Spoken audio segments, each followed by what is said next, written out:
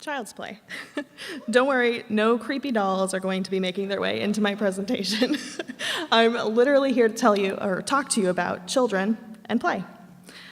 Join me for a second in reflecting on your own childhood. What was your favorite memory of playing? What did you play that consumed your summer days? For me, it was riding around my small town bicycle gang style, and usually ending up at a sand pile, which is literally just a pile of dirt and sand, but it was the world to us, and we spent countless hours there just playing. There was endless games there, countless hours, and no adults ever. My childhood, probably like yours too, is vastly different than what kids have today, where they're relegated to mostly fenced-in parks with fixed playground equipment and therefore fixed number of possibilities that can happen there. There's been a shift in the last few decades towards more structured, more adult-led activities, more time in school, more homework, and more stress for kids, and less time for play. We have to come to realize that play is where it's at for kids. It's their right, and we have to protect it. When I talk to people about this, they sometimes say, this is so obvious, why do we even have to talk about it? But we forget about it. Unstructured child play, like we used to play, is so important. Adults often think of it as just play, or a break from serious activities, or a break from mom and dad. Been there. But it's so important. And to quote Mr. Rogers, play is the work of childhood.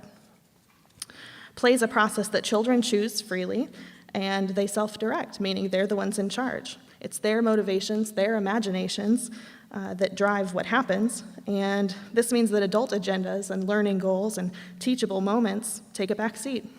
True play is by children, for children. And we know that when children are given the time and space to play freely, they learn to pursue and elaborate on their interests, which is a skill that'll help them throughout life. And when kids play, they are learning to negotiate and self-advocate. They learn to cope with their emotions. How amazing would it be for there to be a shift in our community where we cared about creating a dedicated space for kids to play their way? These are our youngest citizens, after all. A place where they can make bird costumes or play in the mud or build a fort. A creative site where kids are free to take measured risks, to embark in their own adventures, have the freedom to use hammers and nails and construct their own playground. Adventure playgrounds do exactly that. Adventure playgrounds supply an abundance of materials, and kids can use them however they want. Adventure playgrounds started in World War II, where researchers noticed that kids were playing in these bombed-out buildings because there were movable pieces that they could do whatever they wanted to do with, and there were no adults to interrupt their creative process. The idea was then taken to Copenhagen, where they called it a junkyard playground, and then the idea just spread globally and has continued to do so for 60 years. This type of playground's unheard of in America, though, almost. There's a few initiatives. This one's in Berkeley, California. Here in Champaign, Urbana, COOP, Kid-Owned and Operated Play, aims to bring self-directed play back to kids and be a part of this global movement. COOP hopes to soon have an actual adventure playground right here in Champaign, Urbana, but until then, we have lots of programs and events that bring this play to them at their schools or their parks. We haul or schlep all kinds of materials like cardboard, pipes, fabric, paint, you name it, and we just wait to see what the kids are going to do with it. We're always amazed. We feel like we have the front row seat to the best art show ever when they make homes and towers and all kinds of things, pulley systems, endless possibilities. And that's what the kids see when they come here. They come for the freedom, not just the fun materials. An adventure playground just opened in New York City last year. Playground says that they offer a space for young people to test themselves and develop a sense of ownership and belonging. Isn't that amazing? Another adventure playground in Texas at the parish school. The kids can go there and create, tinker, explore.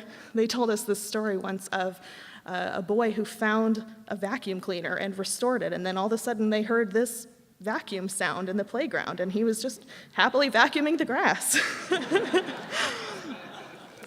When kids get this opportunity to have this true self-directed play, we know they're learning, they're developing cognitively, they're problem solving, they're making friends, and we know that they're learning to take appropriate risk and to judge their own abilities. While they're playing pirates or baking mud cookies, we know they're practicing life skills and making sense of their world. What we don't know is how far this opportunity to make a teepee or create a robot is going to take them, and where this interest is going to lead them in their life. In my life, I look back on some of my childhood play experiences, and it's pretty easy to see that there's some trends there. There's some things that set me up to have the career I have. I loved playing cafe, where I was the manager, and I said what happened there. We also planned this circus for like 2 weeks one summer. It never happened. I was never performing in the circus, but I was scheduling the performers and making the tickets and making sure that all of the event planning was taken care of. That happens in my real life. That happens in my career now. So it's really awesome to look back and see those trends. And now it's awesome to set those things up for kids to explore theirs. At Coop in Champaign, Urbana, we're here to provide self-directed play opportunities for kids.